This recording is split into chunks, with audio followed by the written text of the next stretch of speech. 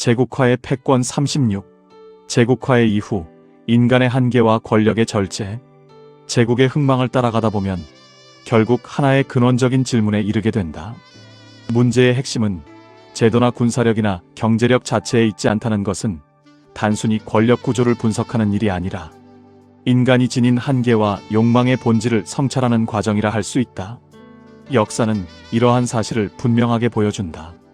로마 제국과 대영 제국은 각각의 시대에서 영원할 것처럼 보였지만 그 지속을 흔든 것은 외부의 적만이 아니었다. 내부에서 축적된 과신과 팽창에 대한 집착, 그리고 절제되지 않은 욕망이 서서히 기반을 약화시켰다. 힘이 커질수록 자기 성찰은 약해지고 비판의 목소리가 줄어들수록 체제는 스스로를 교정할 능력을 잃어갔다. 그 결과 몰락은 외부 충격이 아니라 내부의 균열에서 시작되었다.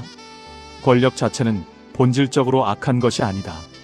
그것은 질서를 유지하고 공동선을 보호하는 기능을 지니며 사회를 안정시키는 역할을 한다. 그러나 권력이 스스로를 절대적인 기준으로 삼는 순간 문제가 시작된다. 한계를 인정하지 않는 권력은 책임을 수행하는 도구가 아니라 특권을 유지하는 수단으로 변질된다. 이때 절제는 단순한 약화가 아니라 권력이 본래의 목적을 유지하기 위한 성숙한 조건이 된다. 인간은 본질적으로 유한한 존재로서 권력은 균형을 유지하게 된다. 제국은 자신의 한계를 인정하지 못할 때 비극으로 기울었지만 스스로를 제한할 수 있는 체계는 오히려 더 오래 지속되는 경향을 보였다. 절제는 후퇴가 아니라 파괴를 예방하는 적극적인 선택이며 장기적인 안정의 기반이 된다. 결국 제국 이후의 과제는 단순히 새로운 체제를 구축하는 데 있지 않다. 그것은 인간이 자신의 욕망을 어떻게 다룰 것인가에 대한 문제로 이어진다. 우리가 힘을 가질 때 어디까지 확장할 것인가가 아니라 어디에서 멈출 수 있는가를 묻는 태도가 중요해진다. 문명의 깊이는 단순한 팽창의 규모로 결정되지 않기에 용기와 절제 속에서 드러난다. 제국은 힘으로 세워지지만 그 이후의 지속성은 결국 인간이 자신의 한계를 인정하는 데서 시작된다 할 수 있다. 37. 지배에서 관계로 탈제국화되다. 제국은 오랫동안 힘과 통제를 중심으로 질서를 조직해왔고 오늘의 세계는 이러한 단일 중심 구조만으로 설명되기 어려운 단계에서는 탈제국적 전환이다. 이 질서의 핵심은 힘의 집중이 아니라 관계의 조직에 있다. 권력을 축적하고 통제하는 방식이 아니라 연결과 협력, 상호 의존을 통해 구조를 형성하는 방식이다. 기후변화 대응이나 사이버 안전, 우주 개발과 같은 영역에서는 단일 국가가 모든 문제를 해결하기 어렵고 다양한 주체가 참여하는 네트워크와 협약, 그리고 공통의 규범이 새로운 질서를 만들어간다. 이 과정에서 명령보다 합의가, 통제보다 조정이, 지배보다 책임이 강조된다. 이런 질서는 다원성과 분산을 전제로 한다. 하나의 기준으로 세계를 규정하기보다는 서로 다른 경험과 관점을 인정하면서 균형을 모색한다. 권력이 특정 중심에 집중되기보다 여러 지점으로 나누어질 때 오히려 구조는 더 안정적으로 유지될 수 있다. 중심이 약화된다고 해서 곧 혼란이 발생하는 것이 아니라 다양한 관계망이 상호 보완적으로 작동하며 새로운 조화를 만들어낸다. 이전의 제국적 질서와 비교해보면 이러한 변화는 더욱 분명해진다. 과거의 구조가 힘의 절대화와 확장을 통해 질서를 유지했다면 탈제국적 질서는 연결과 협력, 그리고 투명성과 책임을 통해 지속성을 확보하려 한다. 이는 인간과 사회가 더 이상 지배와 팽창을 최종 목표로 삼지 않고 관계 속에서 균형을 이루는 방향으로 이동하고 있음을 보여준다. 결국 질문 자체가 변화하고 있다. 누가 더 강한가? 누가 중심을 차지하는가라는 문제에서 벗어나 어떤 관계가 더 지속 가능하고 공정한가를 묻게 된다. 이러한 전환은 단순한 구조의 변화가 아니라 문명의 성숙과 연결된다. 탈제국화는 힘을 부정하는 것이 아니라 그 힘을 관계 속에 위치시키는 과정이다. 연결과 책임을 기반으로 형성되는 질서 속에서 인간은 비로소 반복되어 온 지배의 구조를 넘어 새로운 가능성을 모색하게 된다. 38. 하나가 아닌 공존하는 질서로서의 보편적 정의. 제국은 언제나 자신의 가치와 법, 문화와 제도를 보편이라 선언하며 세계를 하나의 기준 아래 조직하려 했다.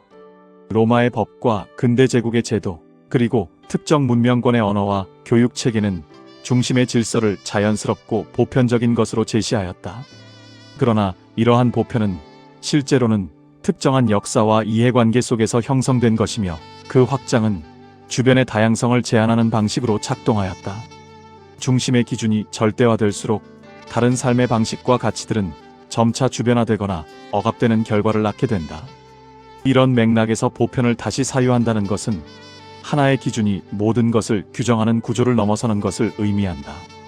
그것은 단일한 규범을 부정하는 것이 아니라 다양한 경험과 관점이 공존할 수 있는 질서를 모색하는 일이다.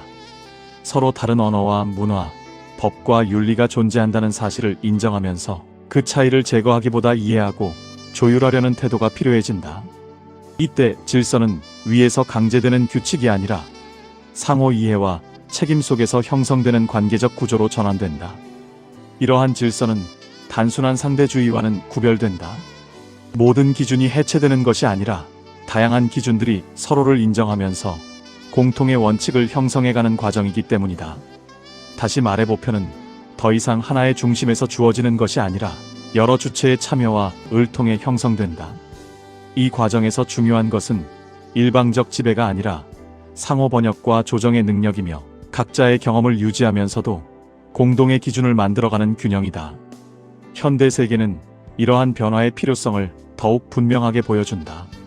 기후 문제와 경제 질서, 인권과 기술, 규범과 같은 영역은 어느 한 국가나 문화가 단독으로 결정할 수 없는 과제가 되었다. 다양한 주체가 참여하고 협력해야만 지속 가능한 해결이 가능해지며, 이 과정에서 보편은 단일 기준이 아니다. 이런 보편의 재정의는 제국적 사고를 넘어서는 전환을 의미한다. 지배와 통일을 통해 질서를 만들던 방식에서 벗어나서 공존과 상호 존중을 통해 질서를 형성하는 방향으로 나아가는 것이다. 39. 인간 존재와 국가를 초월하는 제국의 이해. 제국의 역사를 따라가다 보면 그 중심에는 언제나 인간의 욕망이 자리하고 있음을 확인하게 된다. 역사는 인간이 자신의 능력을 절대화할 때 어떤 결과가 나타나는지를 반복적으로 보여준다.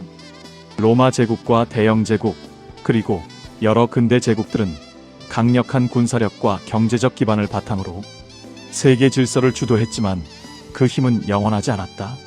내부의 모순과 윤리적 한계, 그리고 절제되지 않은 확장의 욕망이 누적되면서 결국 체제는 균열을 맞이하게 되었다.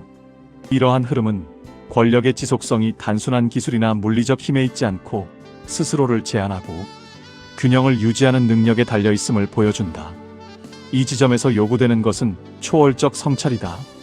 이는 특정한 종교적 형식에만 머무르는 개념이 아니라 인간이 자신의 욕망을 절대화하지 않고 그것을 비판적으로 바라볼 수 있는 내적 기준을 의미한다.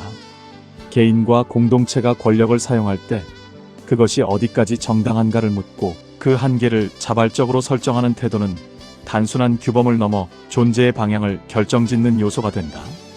권력은 그 자체로 선도 악도 아니지만 그것을 사용하는 인간의 태도에 따라 폭력이 되기도 하고 정의의 수단이 되기도 한다.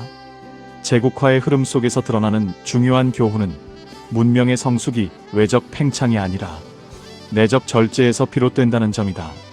제국은 끊임없이 외형적 위력을 확장하려 하지만 인간과 공동체의 지속성은 오히려 성찰과 책임의 깊이에 의해 유지된다. 스스로를 제한할 수 있는 능력, 그리고 타자와 세계에 대한 책임을 인식하는 태도는 권력을 안정시키는 근본 조건이 된다. 제국을 넘어서는 이해는 국가나 체제의 문제가 아니라 인간 존재 자체의 문제로 귀결된다. 우리는 무엇을 지배할 것인가 보다 무엇을 포기할 것인가를 물어야 하며, 무엇을 소유할 것인가 보다 무엇을 책임질 것인가를 고민해야 한다. 이러한 질문이 살아있는 사회만이 권력의 반복적 과잉을 넘어설 수 있으며, 인간과 문명은 그 속에서 비로소 지속 가능한 방향을 발견하게 된다. 40. 작은 공동체로서의 삶의 자리. 제국의 역사를 따라가다 보면 거대한 권력이 만들어내는 질서와 그 한계를 동시에 보게 된다.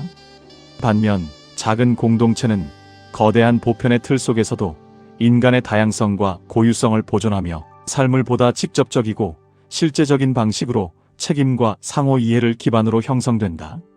구성원들은 서로를 익명의 존재가 아니라 구체적인 관계 속에서 마주하며 일상의 선택과 행동을 통해 공동체의 질서를 함께 만들어간다. 이 과정에서 권력은 멀리 있는 추상적 구조가 아니라 관계 속에서 작동하는 현실적인 책임으로 드러난다. 이러한 점에서 작은 공동체는 제국적 질서가 제공하기 어려운 인간적 깊이를 보여준다. 역사적으로도 작은 공동체는 중요한 역할을 수행해왔다. 거대한 제국의 압력 속에서도 지역 공동체와 신앙 공동체, 자치적 집단들은 자신들의 삶의 방식을 지켜내며 새로운 가능성을 준비해왔다. 이들은 단순히 생존하는 데 그치지 않고 때로는 제국적 질서에 대한 대안을 모색하며 새로운 사회적 상상력을 형성하는 기반이 되었다. 현대 사회에서도 이러한 흐름은 계속되어 지역사회와 시민단체, 협력 네트워크 등 다양한 형태로 나타나고 있다. 작은 공동체의 강점은 인간화된 권력 구조에 있다. 권력은 눈에 보이고 책임은 구체적이며 의사결정은 참여와 합의를 통해 이루어진다. 이 과정에서 사람들은 서로의 목소리를 듣고 갈등을 조정하며 공존의 방식을 배워간다. 절제와 배려, 협력의 가치가 단순한 이론이 아니라 실제 경험으로 축적되는 것이다. 이러한 경험은 제국적 힘이 제공할 수 없는 관계의 깊이와 신뢰를 만들어낸다. 결국 작은 공동체는 제국적 질서가 놓치기 쉬운 인간적 가치를 회복하는 자리라 할 수 있다. 삶은 추상적 체계가 아니라 관계 속에서 완성되며 질서는 강제가 아니라 신뢰 위에서 유지된다. 거대한 권력이 세계를 조직하는 동안에도 인간은 이러한 공동체 속에서 서로를 이해하고 책임을 나누며 살아간다. 이러한 구조가 지속될 때 문명은 단순한 팽창이 아니라 균형과 성숙을 향해 나아가게 된다. 인천 송도역 뱃자마에서 이종화였습니다.